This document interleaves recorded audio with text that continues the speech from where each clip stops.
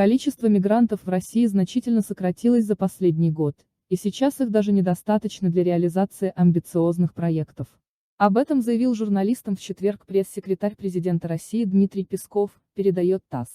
Отвечая на вопрос, фиксируют ли в Кремле рост недовольства россиян мигрантами и считают ли это потенциальной угрозой для безопасности страны, он заметил: «Я, честно говоря, не знаком с материалами каких-то социологических исследований об отношении россиян к мигрантам, поэтому я никак не смогу это прокомментировать и не буду это делать.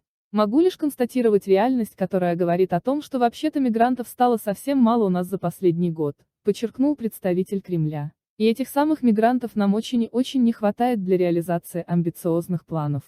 Он пояснил, что речь идет в том числе о проектах в сфере строительства.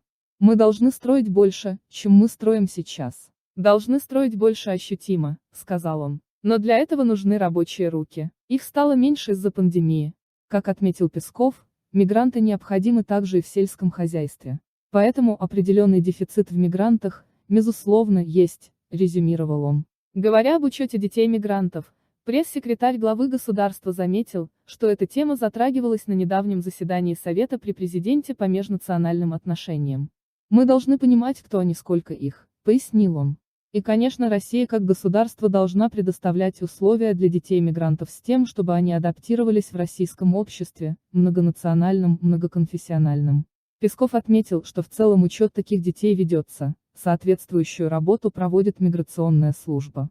И если я не ошибаюсь, каких-то решений в этом плане не принималось, добавил он в ответ на вопрос об учете количества детей-мигрантов в школах. Поэтому я здесь ничего не могу сказать.